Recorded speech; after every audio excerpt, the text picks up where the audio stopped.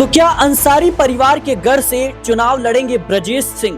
दर्शकों, बड़ी खबर सामने आ रही है। दरअसल ओपी राजभर उपचुनाव की तैयारी अभी से ही शुरू कर चुके हैं। उनके विधायक अब्बास अंसारी की विधायकी जाने के बाद लगातार इस सीट पर उपचुनाव के कयास लगाए जा रहे हैं। इसी कड़ी में ओपी राजभर ने साफ तौर पर ये कह दिया कि ब्रजेश सिंह से मेरे अच्छे रिश्ते रहे हैं और कहीं न कहीं ये संकेत दे चुके हैं कि वो सुभाषपा के टिकट पर कहीं न कहीं चुनाव भी लड़ सकते हैं। बता दें दर्शकों कि जिस तरीके से ओपी राजभर लगातार मऊ सदर सीट पर उपचुनाव को लेकर तैयारियों में जुटे हुए हैं, सवाल इस बात को लेकर उठ रहे थे कि क्या वो अंसारी परिवार के किसी सदस्य को टिकट देंगे, लेकिन ऐसी संभावना पूरी तरीके से खारिज कर चुके हैं ओपी राजभर। वो साफ कह चुके हैं कि अंसारी परिवार के किसी भी सदस्य को टिकट नहीं दिया जाएगा।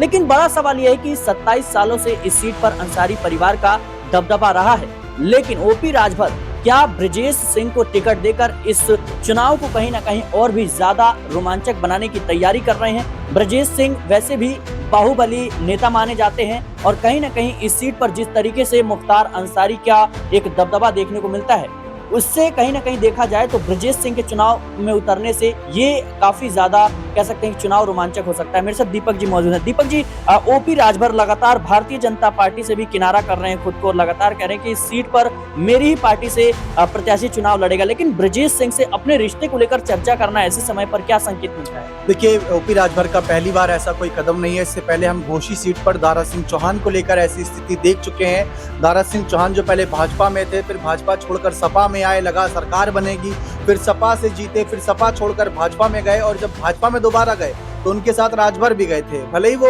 राजभर के सहारे थे, राजभर उनके सहारे थे। इस घोषी पर जब उपचुनाव हुआ तो पुराने नेता समाजवादी पार्टी ने सुधाकर सिंह को आगे किया था। उस वक्त सुधाकर सिंह ने कड़ी चुनौती देते हुए दारा सिंह चौहान को हरा दिया था, जिसकी वजह से ओपी राजभर जो उसके महीने के आसपास मंत्री बनाए जाने थे, 4-5 महीने के लिए उनको कहीं ना कहीं मंत्री पद से दूर कर दिया गया। फिर दारा सिंह चौहान को एमएलसी कुर्सी देकर उनको मंत्री बनाया, फिर राजभर को मंत्री बनाया। तो ये इसलिए बताया गया क्योंकि अगर आप देखिए तो लगातार ओपी राजभर बड़े नेताओं को लेकर सेंध लगाते रहते हैं, उस कोशिश में जुगत पे लगे रहते हैं कि कैसे ना कैसे करके बड़े नेताओं को अपनी पार्टी के साथ जोड़कर टिकट दिया जाए। अब अगर हम अब्बास अंसारी की बात करें तो आप देखेंगे सिराज की पहले बसपा से मुख्तार परिवार का नाता रहा, फिर उसके बाद सपा से नाता रहा।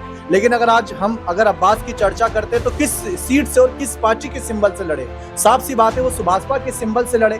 तो सुभाषपा पार्टी यानी कि अपनी राजनीतिक चाल चल रही है, बड़े नेताओं को अपने साथ जोड़ रही है। अगर मान लीजिए यही अब्बास अंसारी सपा के टिकट से इनकी विधानसभा सदस्यता रद्द होती तो शायद अखिलेश यादव की पार्टी और जोर शोर से बात रख रही होती। लेकिन बदले में ओपी राजभर क्या कर रहे हैं? सिर्फ इतना कह रहे हैं हाईकोर्ट चलेंगे उनके साथ, जो ठीक लगेगा वो फैसला यहाँ पर लिया जाएगा। लेकिन ओपी राजभर भी जानते हैं कि अंसारी परिवार के सदस्य ज्यादा किसी की सुनेंगे नहीं, क्योंकि हाल ही में अफजाल ने कह दिया है कि हमें भरोसा है न्यायपालिका पर, फैसला हमारे पक्ष में आएगा। ये मीडिया के द्वारा बनाया गया एक शिगुफा है जो कि दिखाया जा रहा है कि अब्बास अंसारी की सदस्यता चली गई, लेकिन हमें पता है कि न्यायपालिका क्या करेगी क्या नहीं, इसीलिए हम इसी पर चुप बैठे हैं। और उन्होंने ये भी कह दिया, यहाँ तक कि अफजाल ने ये भी कहा कि अगर कल को उपचुनाव या चुनाव भी माहौल बनता है तो इस सीट से अब्बास दोबारा लड़ेंगे, ना कि उमर ना कि नुसरत। लेकिन सवाल मेरा छोटा सा रहेगा कि ब्रजेश सिंह के सीट पर उतरने से क्या लगता है आपको कि कोई बड़ी उपलब्धि ओपी राजभर को मिल सकती है? देखिए, 27 सालों से अंसारी परिवार का दबदबा रहा है। सबसे पहले